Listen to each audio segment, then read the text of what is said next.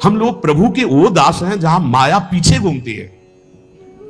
एक आपको आंतरिक रहस्य बता दें, आप रुपया के लिए घूमोगे, जिंदगी मांगते हो जाएगी, कभी पूरा नहीं होगा। और आप श्री कृष्ण के पीछे हो ले और रुपया तुम्हारे पीछे न डोले तो हमें बताना। माया को सब जग भजे, माधव भजे न कोई, और जो माया तज माधव भजे तो माया दासी होए, माया चेरी होए, समझ लो। अरे भगवान के मारा घूम रहा है वैभव उनका अनंत ब्रह्मांडों में, उनके दास होके यार ये बहुत, ये अमल मत घोरा अनर्थकार इंद्रियाणाम, ये इंद्रियों के वशीभूत। हमें यही समझ में नहीं आता कि अपने लोग जब भगवत मार्ग में है तो रुपया और भोजन और वस्त्र और वास इसकी चिंता क्यों है? क्या जगन्नाथ स्वामी के चरणों में तुम्हारा समर्पण नहीं हुआ क्या? क्या जगदीश भगवान की महिमा को नहीं जानते हो क्या? फिर जानते नहीं अपने स्वामी को तो दास कैसे कहलाते हो? अगर स्वामी को जानते हो तो आप सच्ची मानिए, हम आपको कैसे बताएं। जरा सी भी आवश्यकता आज तक ऐसी नहीं अभी कि अब क्या होगा। हमें चिंता नहीं करनी, बिल्कुल चिंता नहीं करनी। आप सबको हम बता रहे हैं, किसी को भी चिंता नहीं करनी। आपका पूरा भार प्रभु लिए, आप शरणागत है। आप इन छोटी छोटी बातों से हटिए, हर परिस्थिति में राजी रहिए। अगर हम इसमें राजी है तो सच्ची किसी दिन ये कट जाए, हम व्यवस्था ना कर पावे और फिर बैठ के सत्संग हो, तो फिर देखो कितना आनंद आएगा। क्योंकि हम प्रभु के विधान में राजी रहना सीखे, तो कम से कम और कोई ना सीख पावे ये बात तो अपने शरणागत तो सीख ले, अपने वैरागी जन तो सीख ले, अपने वैष्णव जन तो सीख ले कि जिसमें प्रभु हमें राजी रखे उसमें राजी रहे। आज बड़ी असंतुष्टता होती कि हम लोग व्यवस्था के लिए चिंतित हो जाएं, हम लोग अर्थ के लिए चिंतित हो जाएं, हम लोग अपनी सुविधा के लिए चिंतित हो जाएं, जो नहीं होना चाहिए। धैर्य पूर्वक रहो, इन इंद्रियों की चालबाजी से बचो, निश्चिंत रहो, बेपरवाह रहो। एक हम आपको और बात बता दें अपनी तरफ से, जब तुम्हारे पास रसोई है तो सूखा भोजन आ जाता है, अगर रसोई बंद हो जाए तो, अगर बना ना आ जाए तो हमें बता देना। तुम भूखे बैठ के 12-1 बजे तक कीर्तन करो, रसोई में ताला लगवाओ, अगर बना बनाया भोजन ना आ जाए, कोई किसी से मत कुछ कहना, और सबका पेट ना भरने लगे तो हमको दूसरे दिन सत्संग में मत बैठालना कि यार तुम्हारी बात झूठी है। पक्का विश्वास है, तुम एक दिन भूखे नहीं रह सकते। पेट भरने के लिए शाम तक तुम्हारे पास बना बनाया भोजन आ जाएगा, बिना किसी के कहे। निश्चिंत रहो यार। एक बार वीर शिवाजी ने जाकर समर्थ गुरु स्वामी रामदास जी से कहा कि अकाल में खजाना खोल दिया, सब लुटा दिया, गुरुदेव आपकी कृपा से कोई भूखा नहीं रहा। बोले आओ चलते हैं। और एक बड़ा भारी शिला था, बोले मार इस पर। 3-4 शिला में तोड़वाया, हटाया, देखा बड़ा बढ़िया पुष्ट एक मेढक बैठा था। बोले शिवा इसको किसने खवाया? इसको यहां तो तुम पहुंचे? बोले नहीं गुरुदेव। कितना पुष्ट है, किसने खवाया? बोले प्रभु ने। फिर क्यों कहता मैंने खजाना खोल दिया? वही तो देनहार है, चराचर जीव का भरण पोषण। अरे कैसे बताए, वैष्णव होकर अगर हमें चिंता रह जाए, मान लो जिससे लोगों को चिंता कि ऐसा के, बिल्कुल नहीं, या किसी को भी कोई चिंता नहीं। हमारी बात पर विश्वास कर लेना, अगर आप भगवान के शरणागत हो तो तुम्हारा व्यवहार भी कभी नहीं बिगड़ सकता। परमार्थ की तो बात जाने दो, मेरे हरि का ऐसा भाव को हमारे समझ लेना, बड़ा चमत्कार है शरणागति में। यह सत्संग केवल आपको पुष्ट करने के लिए होता है। आप कोई ऐसा लक्षण प्रकट मत करो जिससे संसारिकता आवे, आप कभी अविश्वास मत प्रकट करो जिससे अपने आराध्य देव का भरोसा डगमगाए, और इसी जन्म में लोक परलोक के सारे अनुभव आपको हो जाएंगे। केवल शरणागत रहो। ये मार्ग केवल अनन्यता से प्रभु के होने का है। ये करने का राग अहंकार मिटाने के लिए, होने से भगवत प्राप्ति हो जाती है, करने से नहीं। करने से होने में आना होता है। अगर हो जाओ आज तो करना मिट जाएगा, जो पीछे किया वो मिट जाएगा, जो आगे है वो सब बराबर हो जाएगा और भगवत प्राप्ति हो जाएगी। मेरी लाडली जू की चरण शरण में रह रहे हैं, बेपरवाह हो जाओ। बेपरवाह का मतलब ये नहीं कि तुम पापाचरण करो, तुम अब अपने कल्याण की चिंता मत करो। अब चिंतन करो, जितना बने नाम जप करो। जब जागे तब प्रिया भजे नहीं सोवे पांव पसार। अपनी कुछ दिनचर्या ऐसी रखो, भरोसे में आनंद पूर्वक रहो। हमारी प्रिया जो बहुत कृपालु है, बहुत करुणामयी है, जिसको सत्पुरुषों का संग मिल गया उसे काल रूपी सर्प का भी भय नहीं रहता। कहीं ना कहीं आपको सत्संग प्राप्त हो रहा है, ये बहुत बड़ी बात है। रोज ब्रह्म मुहूर्त वेला में भागवतिक शब्द, भागवतिक सिद्धांत पढ़ रहे हैं। अगर हमें सत्संग मिल रहा है और हमारी सद्भावना बन रही तो हमें प्रभु का प्यार निश्चित मिलेगा। प्रभु हमें प्यार कर रहे हैं, तुम्हें दिखाई नहीं दे रहा, लेकिन प्रभु तुम्हें बहुत प्यार कर रहे हैं। मनुष्य शरीर दे के ये सौभाग्य जो है ना, ये केवल भगवत कृपा। जब द्रवहि दीन दयालु राघव साधु संगति पाई। हरि किसको प्यार करते हैं? श्री भगवत ऋषि जी महाराज कह रहे हैं, ये भगवान को बहुत प्रिय है सच्चे लोग। कौन सच्चे? सच्चे कौन? बोले जो लोभ रहित, छल रहित, दयानिधि, सब ही के सुख दानी, साचे प्रिय हरि के ये प्राणी। वही व्यक्ति हमारे प्रभु श्री हरि को बहुत प्यारा लगता है जिसने धन का लोभ छोड़ दिया है। तो ये काम कैसे चलेगा? धन का लोभ। धन कमाइए, मेहनत से कमाइए, धर्मपूर्वक कमाइए। लोभ रखोगे तो पाप कर लोगे, लोभ रहित होकर धर्म कमाओगे तो पुण्यमय धर्म, धर्ममय धन, लाभमय धन, सुखमय धन होगा। मान लीजिए, प्रार्थना मान लीजिए, लोभ रख के धन कमाओगे तो पाप जरूर बनेगा। ये लोभ ही पाप की जड़ है। पाप किसका होता है? जिसके हृदय में धन का लोभ होता है। तुम्हें इतने रुपए देंगे, इसको ऐसा कर दो, आप कर देंगे। रुपए का लोभ है। रुपए का लोभ है तो आप नहीं देखेंगे किसको क्या पीड़ा हो रही है, आप चोरी, हिंसा, जो चाहेंगे। ये लोभ रहे। धन का लोभ ना रखते हुए धर्म पूर्वक धन कमाते हुए गृहस्थी में परिवार की सेवा करें, और विरक्ति में तो भगवान के भरोसे जब जैसे चाहा। लोभ नहीं। सबसे ज्यादा खास बात हमें लोभ पाप में लगाता है। हम कहते हैं लोभ नुकसानदायक है विरुद्ध भाव में। नाम जप का लोभ रखो, वो 20,000 जपते हम 30,000 जपेंगे, वो 8 घंटे जपते हम 10 घंटे जपेंगे, रात्रि में सब सोते हैं हम कम सो के खूब नाम जप करें, ये ले लोभ। वो एक बार चतुरासी जी का पाठ करते हम 2 बार करेंगे। लोभ बढ़ाओ, भगवत चरणारविंद के प्रति लोभ बढ़ाओ, ये लोभ सार्थक हो जाएगा। संसार के प्रति नहीं। लोभ रहित, छल रहित, किसी के साथ कपट का व्यवहार ना करो। पता नहीं क्यों कपट का व्यवहार करना सुखद लगता है। बिल्कुल गोलमाल, छुपा करके अंदर की बात को बाहर कुछ और बोलना, आचरण कुछ और होना, अंदर नहीं। क्या इससे फायदा क्या मिलेगा? सर्वात्मा भगवान तो सब जानते हैं। सीधी बात करना, सीधी, जो हृदय में चल रही वही वाणी में, वही आचरण में। हम नीच है तो नीच है, अच्छे हैं तो अच्छे हैं, तो सुधार हो जाएगा। ऊपर से पॉलिश करके जब सुनार के पास ले जाओगे ना, तो 1 मिनट में पहचान जाएगा कि स्वर्ण की पॉलिश है, ये स्वर्ण नहीं है। छल रहित, कपट रहित। भगवान कह रहे मोह कपट छल छिद्र न भावा, नहीं अच्छा लगता। यहां कह रहे हरि को कौन से प्राणी प्रिय? जो लोभ रहित, छल रहित, दया निधि, दूसरों को सुख देने की भावना, सब ही के सुख दानी। दूसरों को सुख देने की भावना भगवान को प्रसन्न करने का बहुत बढ़िया उपाय। कभी कोई प्यासा, लूला, लंगड़ा, कैसी परिस्थिति में भगवान तुम्हें सेवा का अवसर दे रहे हो, तो जानना मेरे नारायण भगवान इस रूप में आए हैं और सेवा का अवसर दे रहे। तो अपना काम रोक करके उनकी जरूर सेवा कर देना, उनका जरूर सहयोग कर देना। प्यास मिटाना, भोजन पवाना, औषधि दिलाना, वस्त्र पहना देना, ऐसी सुविधा दे देना। 4 लोग मिलकर करो, ना अकेले कर सको। कोई ऐसा बीमार मिल जाए, कोई ऐसा, उसको वास की व्यवस्था, भोजन की व्यवस्था, औषधि की व्यवस्था, भगवान देखता है, बहुत प्रसन्न हो जाएगा। हम चाहेंगे ऐसा कि आप लोगों के जीवन में कभी भगवान ऐसा अवसर दे कि कोई किसी की सोच उठानी पड़े, कपड़े धोने पड़े, और ऐसी सेवा में आप आनंदित होकर कर ले। फिर आप देखना आपके जीवन की धारा बदल जाएगी।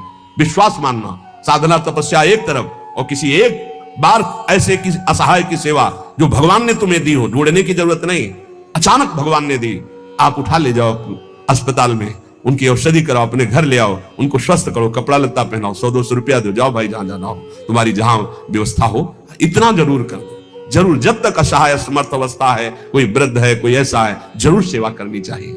बोले दयानिधि सब ही के सुखदानी। अब आगे कह रहे कि अगर ऐसे सदगुरु की प्राप्ति हो जाए तो भगवत प्राप्ति देर नहीं लगती।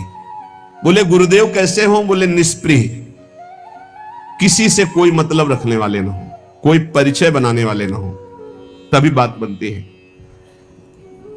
पोजीशन देख करके, संपत्ति देख करके, सुख वासना की बात देख करके यदि हम किसी को शिष्य भाव स्वीकार करते हैं तो उसके ऊपर भगवत भाव ना चढ़ेगा और ना हम उसका कल्याण कर पाएंगे, क्योंकि हमने उसकी भोग वस्तुएं देखी है और वो हम चाहते हैं कि रुपया दे दे, कपड़ा दे दे, अमुक भेंट दे दे, तो कभी शिष्य का कल्याण नहीं कर पाएगा वो गुरु। बोले निष्प्रेही गुरु, लौकिक पारलौकिक किसी भी वस्तु पद प्रतिष्ठा की चाह ना हो ऐसा गुरु। भजन परायण, रात दिन प्रभु के चिंतन में लगा हो।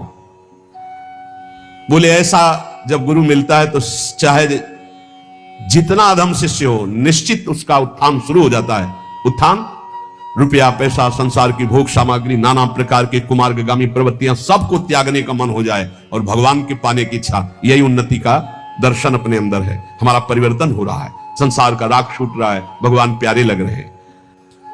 महर्षि नारद जी ने जब चिंता में डूबते हुए व्यास जी को देखा तो कहा,